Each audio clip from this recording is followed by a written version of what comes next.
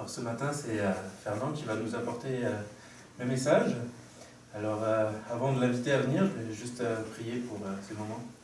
Alors merci Seigneur déjà de ton sacrifice à la croix comme on s'est souvenu ce matin.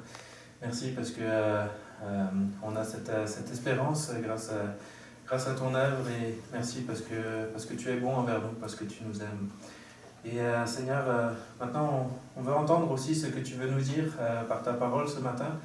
Et on veut te remettre particulièrement Fernand qui va nous apporter le message. On te prie d'être avec lui, de le remplir de ton esprit pour savoir aussi quand il doit sortir de ses notes pour faire des petites apartés ou pas. Puis que aussi tu puisses nous rendre attentifs à ce que tu veux nous dire, que tu puisses ouvrir nos oreilles puis nous donner l'intelligence nécessaire pour comprendre le discernement et que ça puisse vraiment porter du fruit en nous, que ça puisse provoquer des changements de comportement dans chacune de nos vies, Seigneur. En ton nom. Amen.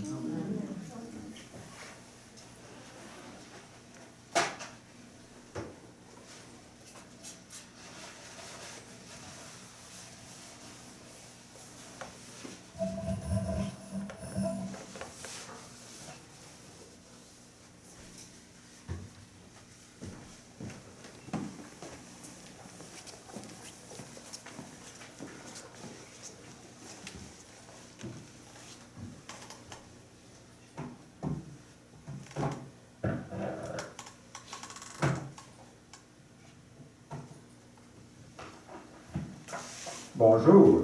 Bonjour. Ça va bien? Ça me fait plaisir d'être avec vous ce matin en personne et puis aussi d'être avec vous sur Zoom, sur Internet, sur Facebook, sur YouTube, un peu partout sur la planète en fait. Donc c'est un grand privilège de continuer notre voyage avec Chrétien. C'est la 23e partie du voyage. Pour ceux qui ont Internet, vous pouvez aller sur YouTube et puis taper le voyage de Chrétien ou simplement mon nom, Fernand Saint-Louis, et vous allez pouvoir voir toute la série de 1 à 23 et celles qui sont encore à venir. Nos deux pèlerins, Chrétien et Espoir, continuent leur route sans se détourner. Et ils arrivent dans un lieu où se trouve un ancien monument. Et puis près du grand chemin, qui leur cause à l'un et l'autre une grande surprise.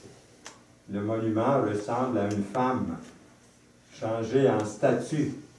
Nos deux amis s'y arrêtent longtemps pour l'examiner de tous côtés, se demandant ce que cela pouvait bien représenter. Alors, c'est toujours John Bunyan dans ce fameux rêve, Le voyage du pèlerin. Moi, j'avais lu Le voyage du chrétien. Et puis, je vais enlever mon masque, ça va aller un petit peu mieux. Durant la pandémie, on oublie de le mettre des fois, là, j'oublie de l'enlever. Mais enfin, Espoir aperçoit sur le front de cette statue, de cette espèce de statue, une inscription. Et en caractère très ancien et très usé.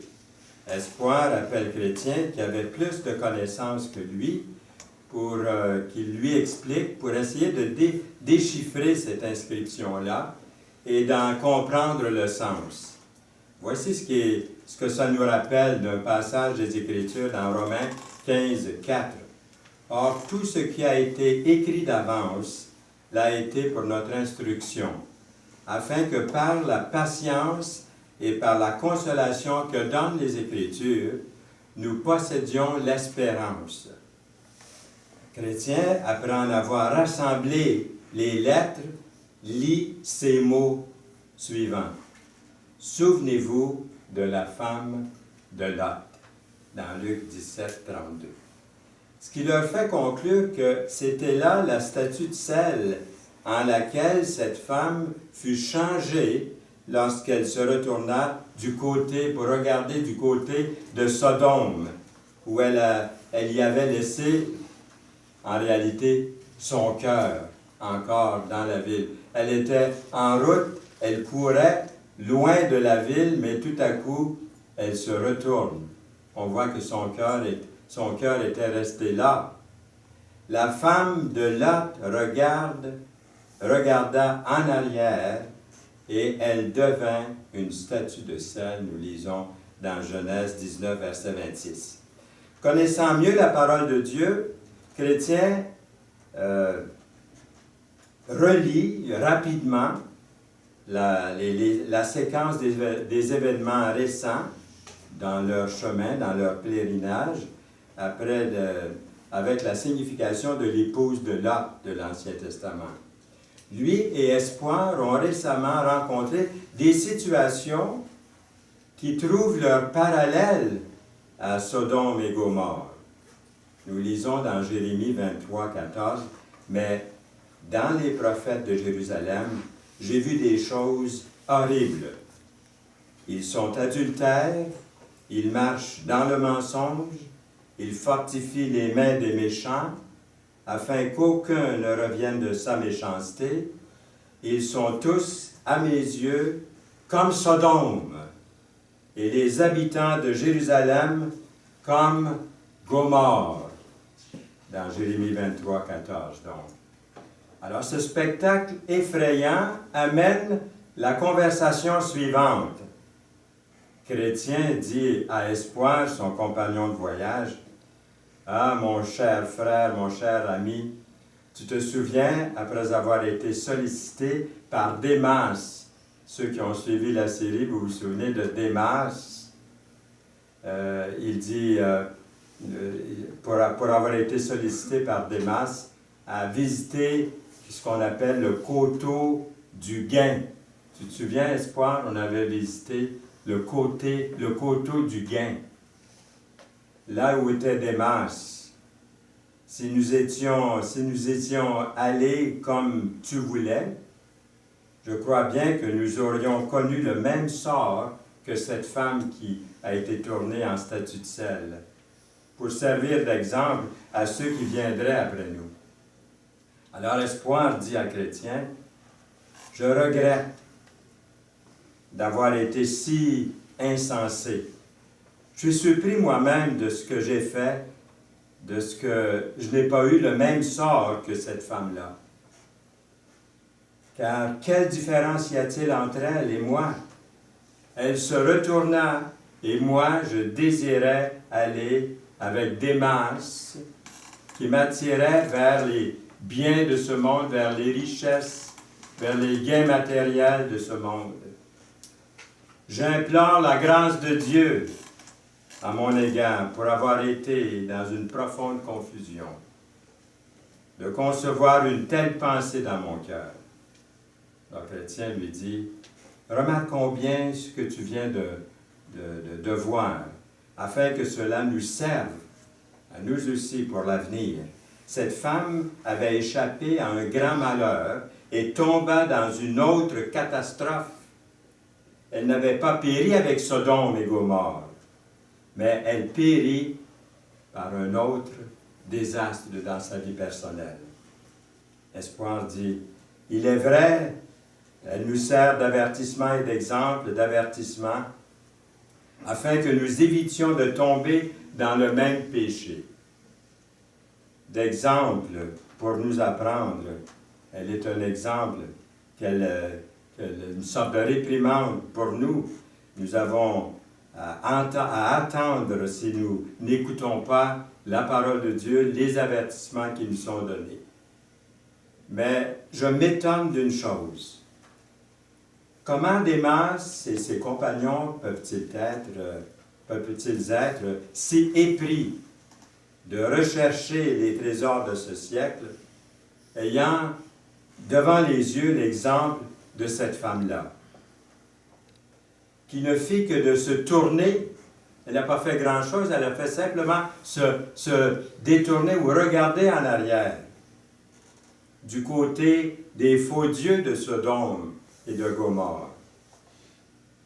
Nous ne lisons pas qu'elle ait fait un seul pas pour aller chercher quoi que ce soit, pour retourner en arrière jusqu'à Sodome, non. N'oublions pas qu'il y avait le feu qui tombait sur Sodome et Gomorrhe. Et cependant, elle a subi un jugement tellement sévère. Alors, Chrétien dit, en effet, c'est une chose bien surprenante. Et ce sont des gens désespérément malicieux dans ces villes. Je ne sais pas à qui je pourrais mieux les comparer. Il est dit des hommes de Sodome qu'ils étaient de grands pécheurs parce qu'ils avaient péché en la présence du Seigneur. Et pourtant, les bienfaits que le Seigneur avait répandus sur eux. Car le pays de Sodome, souvenons-nous-en, était comme un jardin délicieux. Nous lisons dans Genèse 13, les gens de Sodome étaient méchants et de grands pécheurs contre l'Éternel. Le chrétien dit, ce qui attira sur eux le feu de la colère de Dieu. Alors Espoir dit, quelle grâce que si toi, chrétien, et moi, Espoir, n'ayons servi d'un pareil exemple aux autres. Cela doit bien nous engager à louer Dieu et à le craindre sans cesse le long de notre route, de notre chemin, nous souvenant toujours de la femme de Lot, qui n'a pas été entière, mais qui s'est détournée d'un regard. Son cœur était encore épris de ce monde. Alors que ses pieds s'éloignaient de Sodome, derrière son mari, elle, dans son cœur, n'avait jamais quitté cette ville dépravée. Contrairement à Lot, nous lisons dans 2 Pierre 2, versets 7 et 8, « S'il a délivré Lot, le juste, profondément attristé de la conduite de ces hommes sans frein, dans leur dérèglement, car ce juste qui habitait au milieu d'eux tourmentait journellement son âme juste à cause de ce qu'il voyait et entendait de leurs œuvres criminelles. » Nous lisons encore dans 2 Pierre, chapitre 2, versets 9 et 10, « Le Seigneur sait délivrer de l'épreuve les hommes pieux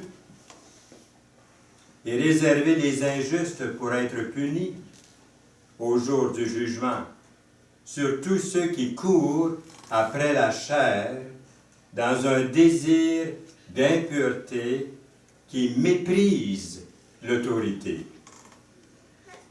Tout en s'entretenant de cette façon-là, Chrétien et Espoir arrivent près d'un agréable ruisseau, que David appelle le ruisseau de Dieu.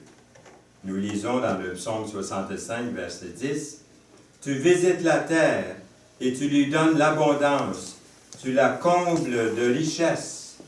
Le ruisseau de Dieu est plein d'eau, tu prépares le blé quand tu la fertilises ainsi. » Nous lisons encore, et cette fois-ci, c'est Jean dans l'Apocalypse 7, verset 17, « Aux sources des eaux de la vie. » Et encore dans l'Apocalypse 7, 17, « Car l'agneau qui est au milieu du trône les paîtra et les conduira aux sources des eaux de la vie, et Dieu essuiera toute larme de leurs yeux. » Comme leur chemin les conduit tout droit le long des bords de ce ruisseau, ils marchent avec une grande joie.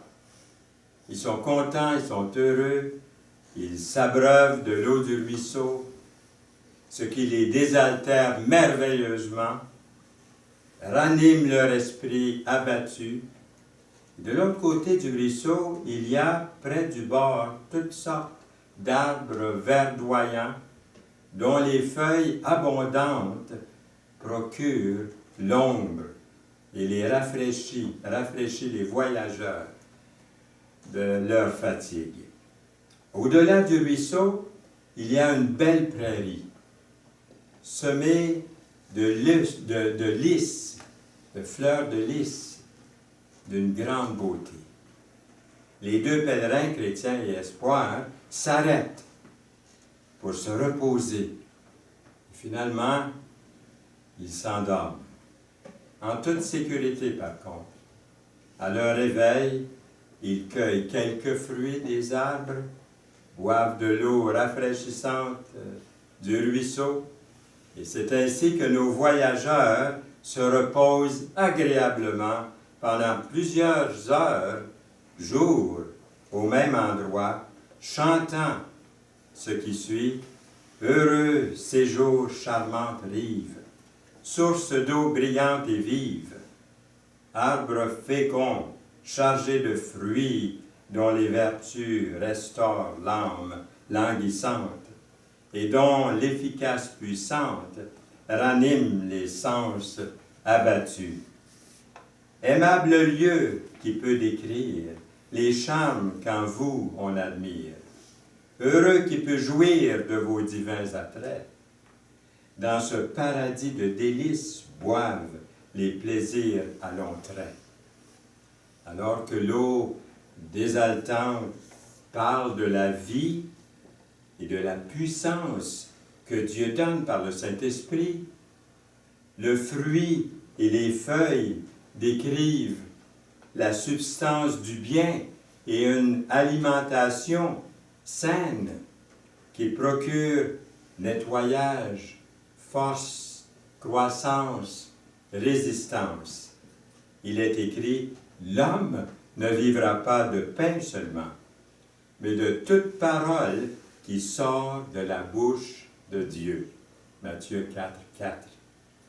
Désirez comme des enfants nouveau-nés le lait spirituel et pur, afin que par lui vous croissiez pour le salut, si vous avez goûté que le Seigneur est bon. Dans 2 Pierre 2, 2. Pardon. Maintenant, chrétiens et espoirs sont prêts à continuer leur voyage. Ils quittent ce lieu de délices. En route, leur chemin commence à s'écarter un peu du ruisseau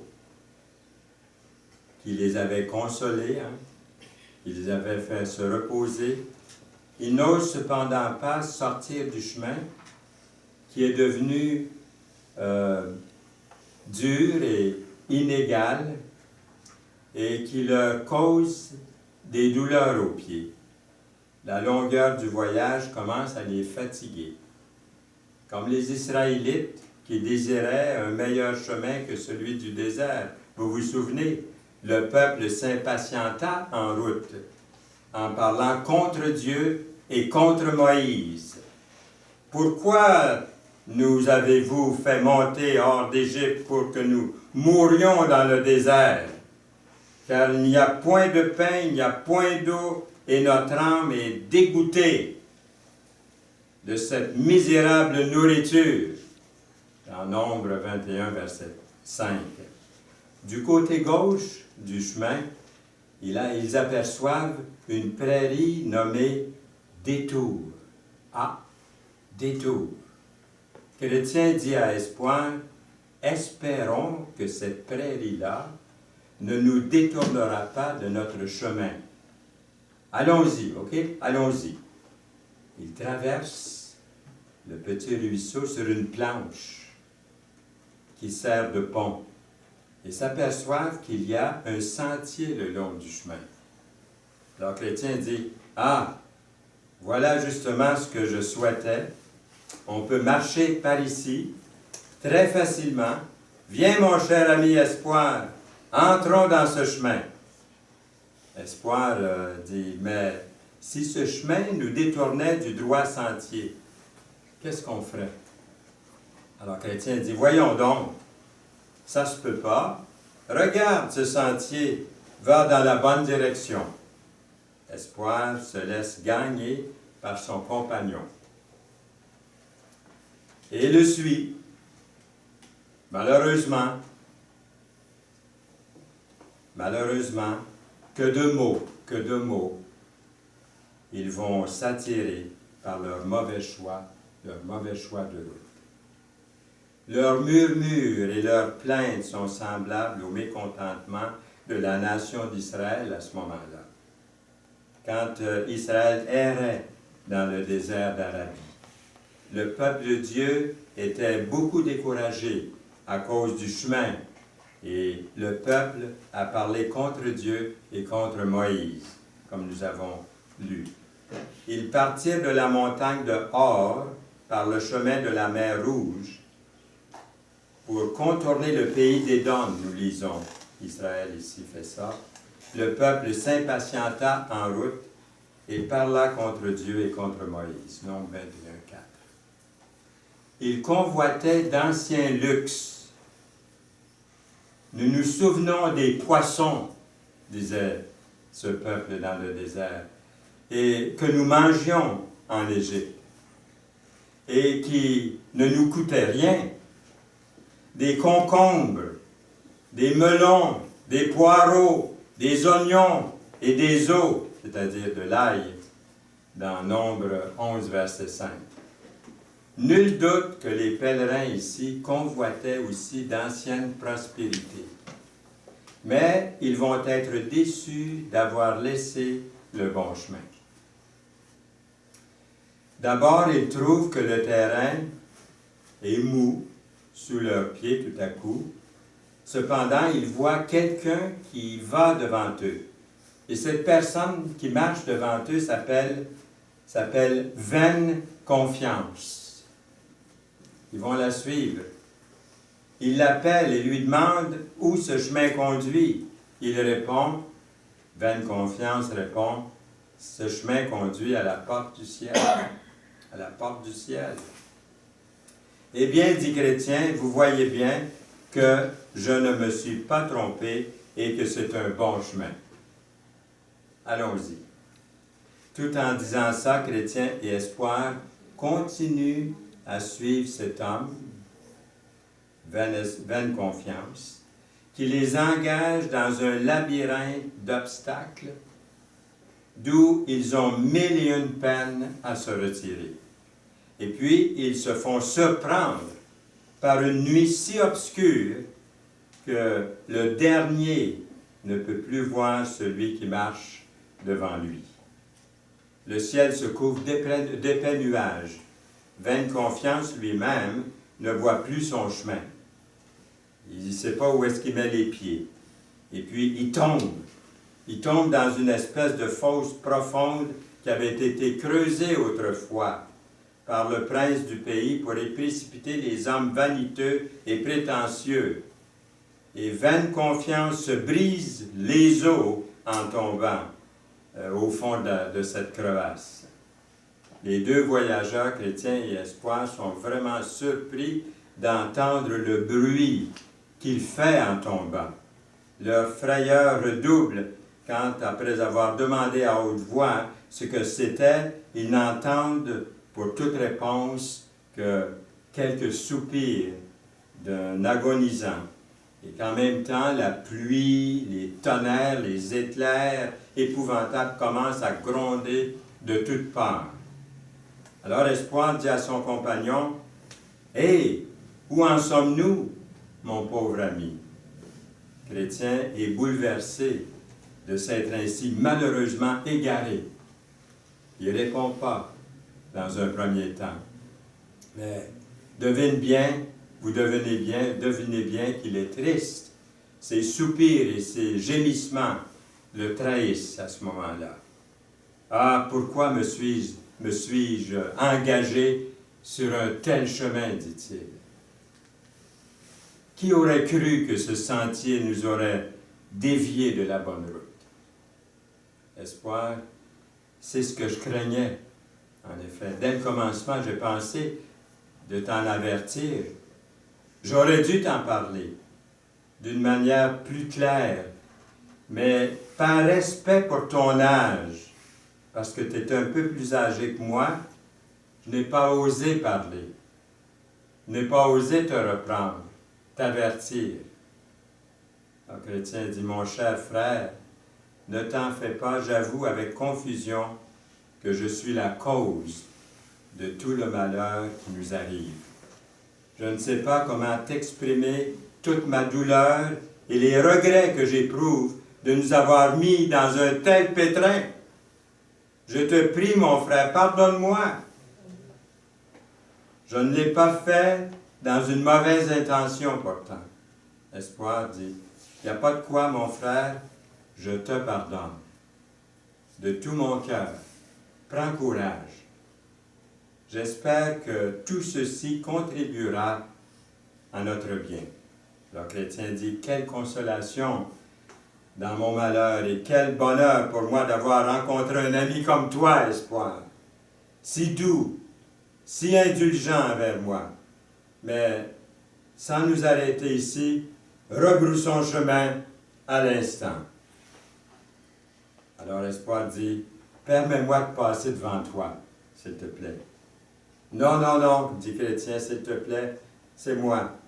C'est moi qui dois passer le premier, afin que s'il y a quelque péril à craindre, j'y sois le premier exposé, puisque c'est moi qui t'ai fait désorienter du droit chemin.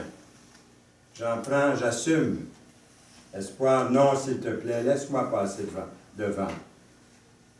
Tu es encore trop affecté par tout ce qui vient d'arriver. Tu pourrais encore nous faire détourner de notre chemin.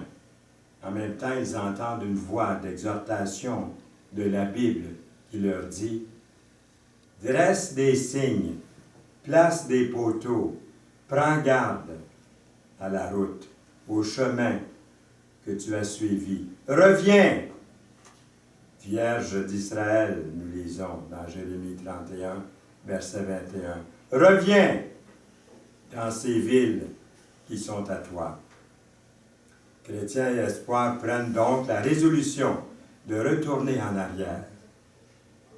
Mais il fait si noir et la pluie est tellement forte qu'ils ont vraiment peur de s'effondrer de fatigue. Ils décident de trouver un abri. Ils s'abritent dans une petite caverne où ils attendent jusqu'à ce que le jour paraisse. Mais la fatigue les gagne et ils s'endorment à nouveau. À quelque distance de cette caverne, il y a un château nommé le Doute, le château le Doute, occupé par un géant nommé Désespoir, qui s'est levé de bonne heure ce matin et tout en se promenant trouve Chrétien et Espoir endormis sur sa propriété. Il leur dit, il leur crie fort d'un ton menaçant qu'ils sont aussi bien de se réveiller. Il leur demande qui ils sont et ce qu'ils font sur ces terres. Alors, chrétiens, nous sommes des voyageurs qui se sont égarés de leur chemin. Désespoir dit, qui vous a donné la permission de vous coucher sur mes terres? Suivez-moi, vous allez voir à qui vous avez affaire. Après les avoir forcés à entrer dans son château, il les jette dans un cachot obscur et puant, et ils sont enfermés du mercredi matin jusqu'au samedi. Il est facile de constater que leur condition est lamentable. Lamentable. Destitués de toute espérance, de tout secours humain. Sans parents, sans amis, tyrannisés par le géant Désespoir. Dans leurs ténèbres affreuses, n'ayant pas même un seul morceau de pain, ni une petite goutte d'eau pour apaiser la soif et la faim qui les tourmentent. De sorte qu'ils ne voient que les affreuses images de la mort tout autour d'eux. Mais ce qui fait surtout le supplice de Chrétien, c'est d'avoir causé, par ses avis imprudents, encore une fois, le malheur de son fidèle ami Espoir. L'homme qui ne sait plus espérer en Dieu et qui est rendu à lutter de son salut éternel, se voit en proie au désespoir, mais la confiance aux promesses de Jésus nous fait retrouver la liberté et le chemin du ciel. Le géant Désespoir, seul avec sa femme, qui s'appelle incrédulité, la femme de désespoir s'appelle incrédulité, lui raconte comment il a jeté, lui il raconte à elle comment il a jeté 2 prisonniers dans le cachot pour les avoir trouvés sur ses terres et demande à sa femme ce qu'il veut qu'on en fasse de ces prisonniers-là. Elle s'informe à savoir qui sont ces 2 pèlerins. Il leur récite le tout, là, et là-dessus, elle lui conseille de les battre sans aucune miséricorde. Le géant, le lendemain matin, aussitôt levé, met en exécution le conseil de sa femme, que sa femme lui a donné la veille.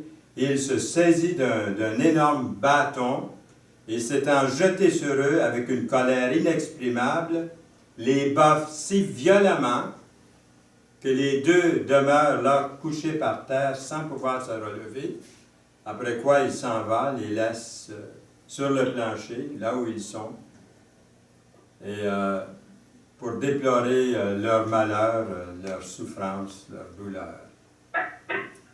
Pendant que les 2 pauvres pèlerins s'abandonnent à des regrets et à des soupirs continuels dans leur cachot ténébreux, le géant désespoir ne pense qu'au moyen de les faire périr. C'est de quoi il s'entretient encore dans la soirée suivante avec sa femme, l'incrédulité, qui, ayant appris que les 2 pèlerins étaient encore en vie, lui conseille d'en finir avec eux.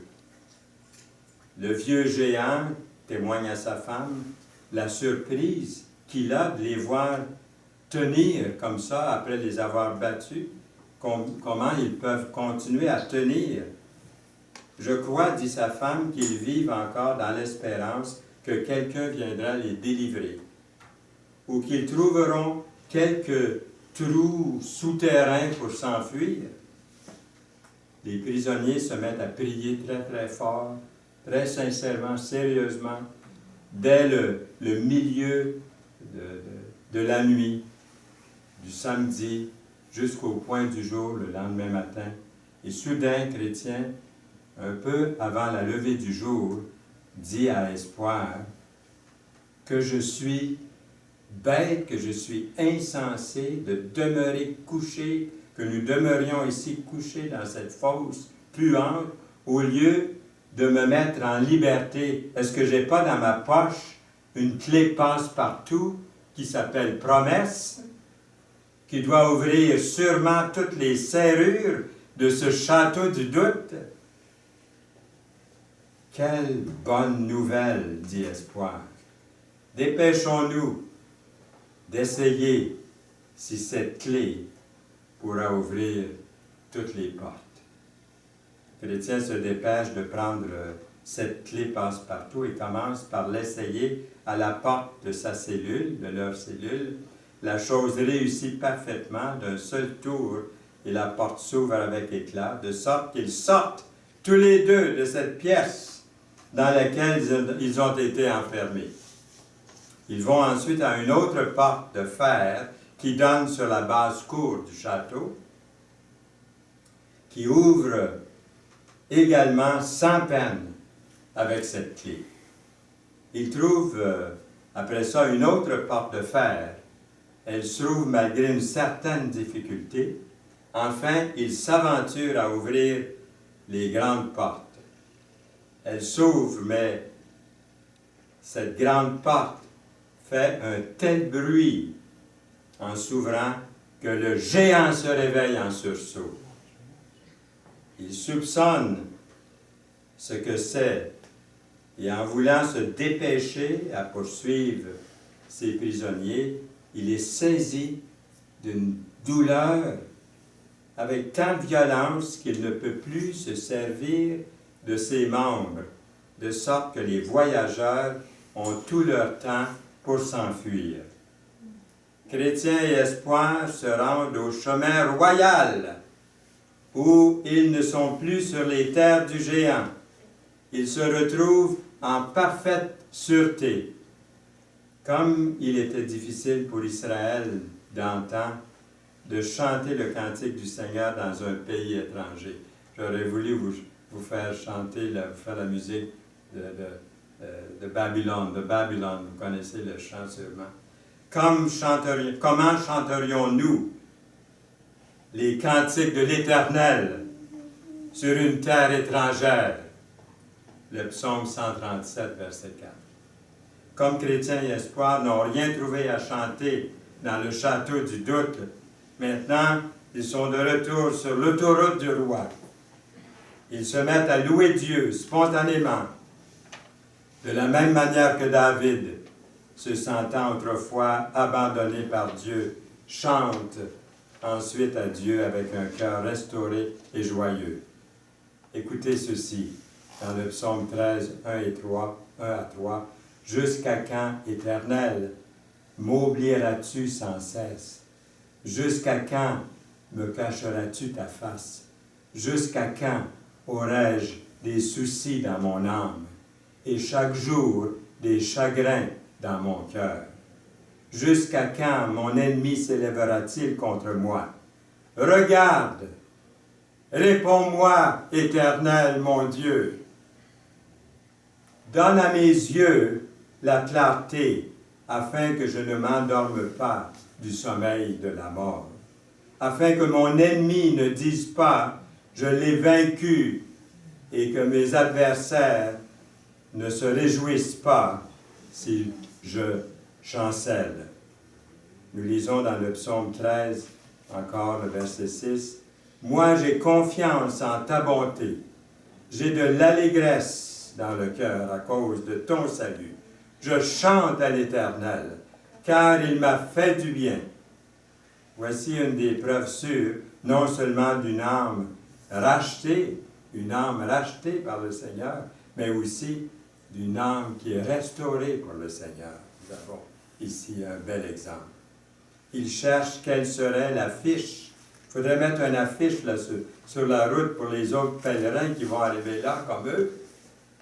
Il cherche quelle serait l'affiche la plus convenable qu'il pourrait placer là, à cet endroit, pour empêcher ceux qui viendraient après eux de tomber à la puissance du géant désespoir.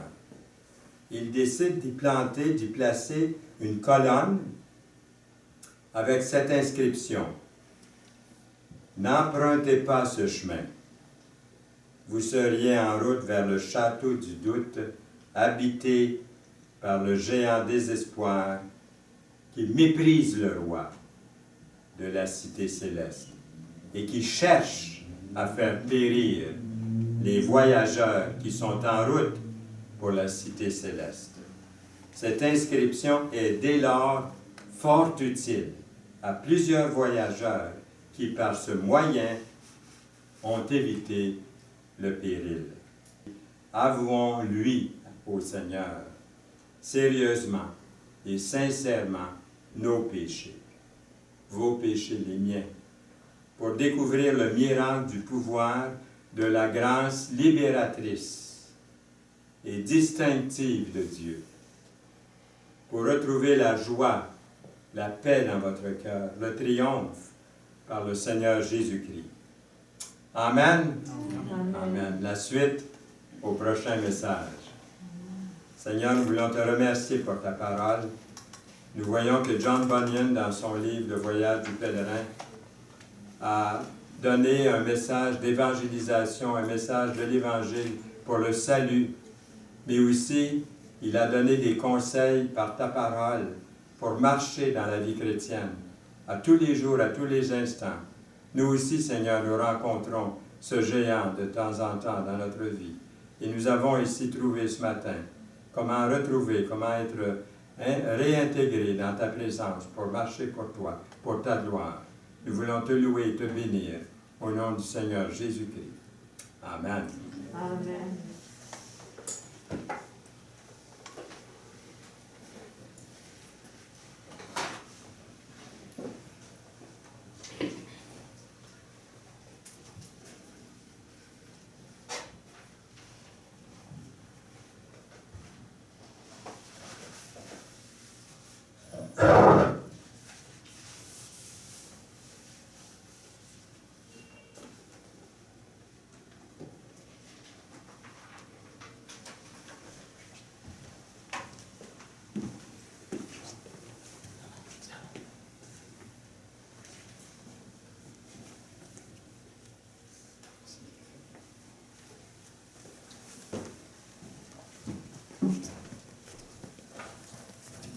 merci Fernand pour cette prédication.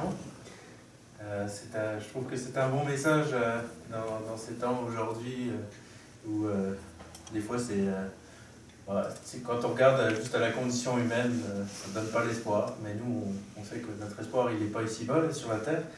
Bien que parfois, Dieu, justement, nous permet d'avoir de l'espoir même ici-bas sur la terre.